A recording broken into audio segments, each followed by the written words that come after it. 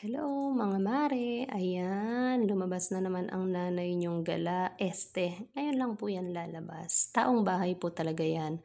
So ayan, sinundo nga namin si papa sa bahay ng aking kapatid para naman ipasyal kasi first time lang namin ita-try dito kaya siyempre gusto din namin kasama si papa para ma-try din niya naman ang mga food na medyo kakaiba daw dito. So ayan, tingnan nga natin, pasok tayo. Ayan, napakaganda nga po ng ambience sa lugar na ito. Ayan, tingnan muna natin ang ating mga paligid. Naku, pag pumunta ka naman talaga dito, matutuwa ka naman talaga kasi bukod sa napakaganda ng paligid, napaka-presko pa dahil near Tagaytay lang naman ito. Ayan, so dito lang naman po yan sa Silang along the highway kaya madali po siyang hanapin. So, bagong bukas lang po itong Kubli Cafe and Resto Bar. So, ayan, medyo nagandahan nga po talaga si Papa. Kaya ayan, kukuha naman siya ng kanyang selfie. So, ayan, kuha naman po din tayo ng ating mga pictures. Remembrance lang ba? Kasi ang ganda talaga ng view. In fairness, magugustuhan mo naman talaga ito. Kaya mga nanay, ano pa bang ginagawa? Hanapin na po ito para makapunta na rin at matry na rin ang masarap na pagkain po dito. Ayan. So, ayan, ganda-ganda nga po ng view. Feeling ko ang ganda-ganda ko naman diyan. Charot! Ayan, maraming bashers.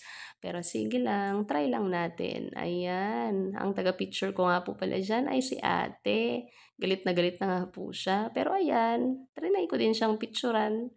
Nakasimangot po yan. Pero pilit na pilit lang po yan magpa-picture. So, ayan.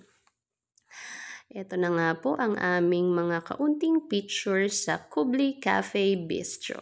Ayan, kasama naman po si Daddy. Ayan, medyo sweetness overload muna tayo dito. At syempre, ang magkamukhang mag-ama at kami naman syempre ni Papa.